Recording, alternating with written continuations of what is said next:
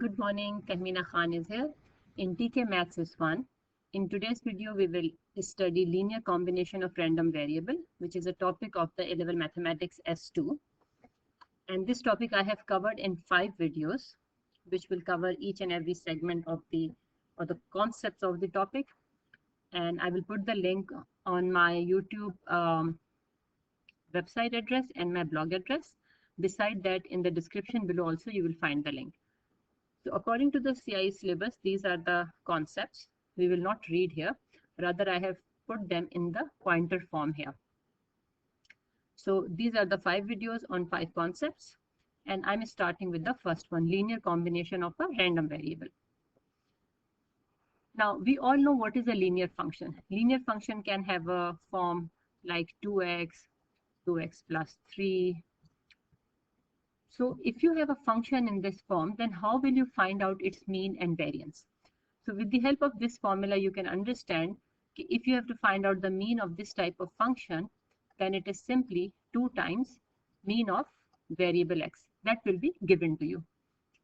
Right? Similarly, if you have to find out variance of ax, for example, this function, so it will be variance of 2x, which is equals to 2 square times variance of x. So these are the formula. You will see their application in the problem. So formulas you should know by heart basically, because they will not be given to an exam. So if you have a function like ax plus b, for example here, and you have to find out its mean, then it will be 2 times mean of x plus 3. Of course, the mean of the variable x will be given to you. You will multiply it by 2. Similarly, if you are finding out the variance of this linear function, then it will be 2x variance, and variance of a constant is 0, so no need to write anything here. And then this 2 becomes square variance of x. So this is how you will apply the linear function to find out its mean and variance. Now let's see the application here. So for example, first question, it is given in the word problem form and you will translate it into mathematical language. So for example, the meaning of this, mean of x is equals to 10 and variance of x is equals to 3. So this information is given to you and you have to find out the mean and variance of the following variables, right? So it is given to you here. This is the question which I just missed here. The function was w is equals to 5x plus 1. So you had to find out the mean and variance of this linear function, right? So if I have to find out mean of w, then according to the formula, what it will be? Mean of w is equals to mean of this whole thing, right? And we know when we are finding out the mean of this whole thing, sorry, plus here, 1 here. So it will be 5 times mean of x plus 1, because 1 is acting as a constant like p here in the formula, right? So constant will be added as it is. If I had a subtraction sign here, I would have written subtraction sign here, but not in variance. We will see it. Okay, so mean of x is given to me 10, so I'll multiply it by 5. And I got the mean of w. Now I have to find out the variance of w also. So variance of w is equals to exactly same thing. Variance of w is 5x plus 1. Right. When you're finding out its variance, it is 5 square times variance of x, which is written here, plus 0. Variance of a constant is nothing, so you don't need to write anything. And variance of x is given to you 3, so 25 times 3. So this is how you will find out the variance and mean of the function given to you here. Now find out the standard deviation of this linear function. Half x minus y is equals to 1. So what does it mean? I have to find out the standard deviation. It means I have to find out the variance and I will take square root of it, right? So I will find out the variance of y, which means this multiplier will become a square. And I hope you remember it is because of this formula you can see. This is a square times variance of x, constant becomes 0, right? So I'm applying this formula here. It is half square times variance of x and variance of x is given to us is 3. So I'm substituting here and I find the value 0.75. I will take a square root of it. Why? Because I have to find out the standard deviation of y. Right. So let's see another word problem to understand this concept. I have taken 3 examples altogether. Exam marks are given by x. The mean and standard deviation of x is given to you. The same line I have written in the mathematical form here. Mean of x is 70, variance of x is 8.7. And then marks are scaled by the formula y is equals to ax plus b. So now y is a linear function and mean of y is given to you. So if you write in the mathematical form, you will write mean of y is 55 from here and standard deviation is 6.96. It means variance of y is 6.96 square. So all this information I have just taken out from the question and have written it in the mathematical form. I have to find the value of a and b. So I will see how come this information helped me to find out what is a and b. So let's just start with e of y, right? So for example, if it is little confusing, let me see here, I have written or broken up into few steps. E of y, which is given to you in the question. E of y is given to you 55 and E of y mean E of ax plus b because y is equals to ax plus b. This is equals to 55.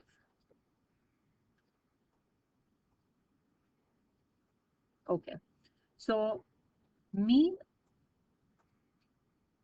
of ax plus b means a times mean of x plus b equals to 55. So it is helping you to form an equation. Exactly same thing is done here. A of mean of x, this is what I have written here, and mean of x is given to us 70. So a times 70 plus b is equals to 55. So this will help you to form one equation, right? Similarly, with the help of variance of y, you will make another equation. So for example, if I write here, variance of y is equals to this. So variance of y is ax plus b and it is equals to 6.96 square. And here I will apply the formula. It will be a square times variance of x. You can see here a square times variance of x. And of course, constant variance is 0, so we don't mention it. And that is equals to 6.96. So this is how you have gotten it here. Second equation, right? Sorry, here you have gotten second equation. So now you can solve this and this simultaneously. You get the value of a from here, plug in here, and you will find the value of b. I will just show you on the next page. But that is simple simultaneous equation, right? So this is how you find out the value of a and b. And if the thing is given in word problem form, you change it into mathematical notations. Let's see, for example, this question. In this question, cost is given in dollar to hire a car for the day, and extra cost per mileage is given to you, 20 cents. So if I want to write it into same unit, it is $0.2, right, per mile. Now the distance traveled by a day has expectation this. So mean is given to you for distance, okay, 150 miles, and standard deviation is 18 miles. You have to find the expectation and the standard deviation of the cost per day. So now these type of questions are a little tricky when you have to form an equation rather than it is given to you straight away like this in the linear form, which is easy. So now you will form an equation and then you will find out mean and median, variance. So what do you understand from here? Let me take x as a distance covered. So x represents number of miles traveled. And how you will make an equation for cost. So you can say cost is y, for example. So y is equals to 0.2x plus 35. This is a charge for every day, and this is a charge for per mile. So if you go x mile, you will pay 0.2 times x plus 35. So you got here linear function. Now it is not difficult to find out its mean and variance. Because when question says the distance traveled by this by a day in a day has this expectation, it means mean of x is given to you and variance of x is given to you, because these are given to you of standard of distances, right? And this is 18 square. So now this information is given to you and you have to find out mean and variance of a cost, and cost is represented by y. So it's a simple question now.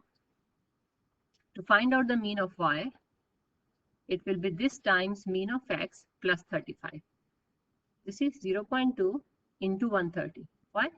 What is this representing? Mean of x plus 35. And that is equals to 65. It is given to you. Sorry, this thing is equals to 65, right? When you will calculate, you substitute the value of 150 here, you get this answer. And variance of y. Again, what is here? Actually, you are doing variance of 0.2x plus 35. So this is square times variance of x. Variance of x is 18 square. So you got this answer. So expectation is $65 because question is asking expectation and standard deviation. So whatever the variance is coming, you will take the square root of it, right? So this is how linear function is asked in the word problem form. Now, if you have two different random variables, so we will also see how to calculate mean and variance of any function which is given in a linear combination of two variables. Mostly in your course, you have two variables. So if your function is ax plus b and you have to calculate mean, it is a times mean of x plus b times mean of y. If you have plus sign, you use plus. If you have minus sign, you use minus. And x and y are definitely independent variables, right? Now, if you have variance of ax plus by or variance of ax minus by, now notice here one thing. Both are plus. You do not subtract. And again, the same procedure, a square times variance of x plus b square times variance of y. Similarly here, a square times variance of x plus b square times variance of y. So variance is added, even if the linear function is showing difference. Let's see the example here. If I have to find out the mean of x plus y, right? So what it will be? X plus y mean of x plus mean of y. And you have the value of mean of x and mean of y, you substitute and get the answer. Similarly here, mean of x minus mean of y. And substitute the values and get the answer. Here, in this case, 3 times mean of x plus 2 times mean of y. And substitute the values and get the answer. So this is how you apply the linear combination of random variable. The same thing will come in the word problem form also. One thing is very important here, and you may not understand it here, but when we will see the word problem, you will get it. The next word problem is around it. You will get it. If you have an observation of a random variable x, like the variable x, but you are picking up, for example, 5 samples out of it. So every one will have a separate mean you will add up. So it is if there are 5 independent items, then you will add 5 means. So it means 5 times mean of one because they are from the same random variable. Similarly, if it is variance, you will add up. So don't think why we are not squaring here, because they are independent and we are picking up, for example, 5, 6, 7. So as many times we are taking them into consideration, we will add up so many times. So if suppose I have 2 written here, for example, 7 times. So rather than doing 2 plus 2 plus 2 plus 2, I can do 7 times 2, right? So in the question, you will see the difference. When your linear function is a multiplier, like here nx or here, then when you are calculating variance, you square it. But when it is independent, when you are adding up separately or subtracting it, you do not square it. You simply do n times because of the basic mathematical concept. So you will see this understanding in the word problems in maybe this video or next 2 videos. So for example, the question is here. You are given here mean of x, which is 8, and variance of x, which is 4.8. And y has a Poisson distribution with mean this. Now, if you remember the Poisson distribution, the mean and variance of the Poisson distribution is same, right? And in this case, for x variable, mean is given 8 and variance is given 4.8. So let's see how we will solve these questions. For example, this one, if I have to find out mean of 2x minus 3y, right? So what will I do? I will do here 2 times mean of x minus 3 times mean of y, like it is written here. Now mean of x is given to you 8 and mean of y is given to you 6, because you know the lambda is equals to mean and variance both in Poisson. So you will substitute the values and calculate it. In this case, when it is variance, it is 2 square times variance of x plus 3 square times variance of y. Now variance of x is given to you and variance of y is same lambda, which is 6. You will plug in. Remember, you will add up. In variance, we don't subtract. It remains added, right? So you will calculate here the values like this. Now let's see in the word problem, for example, and this is the last question for this video. A fair coin is tossed 10 times and the number of tails recorded. The random variable x has the number of tails. State the mean and variance. Now when you look at this question, what it reminds you? It reminds you binomial distribution, because you know number of times and he's talking about tails here. So that is probability of tail is 0.5 half. So x is the number of tails in 10 tosses and x is representing, this variable x is representing binomial distribution. How can I calculate mean and variance? I hope you remember binomial distribution. The mean is NP and variance is NPQ. Remember it? So mean is NP, you got it here. Variance is NPQ, you got it here. So you know the mean and variance of x. So mean of x is 5, variance of x is 2.5. So you can write it like this also.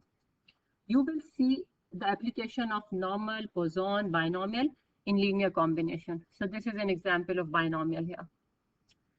The number of tails is multiplied by 3 and denoted by the random variable y. Now very simple equation it is making here. Y is equals to 3x. From the first line we can get y is equals to 3x. I have to find out mean and standard deviation. So when we find out the mean and standard deviation of this type of linear function, we have seen the example. It is 3 times mean of x and mean of x is given to you. It was 5. So 3 times 5. And variance of y is equals to 3 square variance of x. Why? Because variance of y means variance of 3x, which is equals to 3 square times variance of x. And this is how we are calculating it. And because we have to calculate a standard deviation, we will take a square root of it. So thank you very much for watching this video. In the next video, we will see the sum of independent Poisson variable. The link you will find in the description below. So please share it with your friends. I hope they will also learn something from the video. Take care. Allah Hafiz.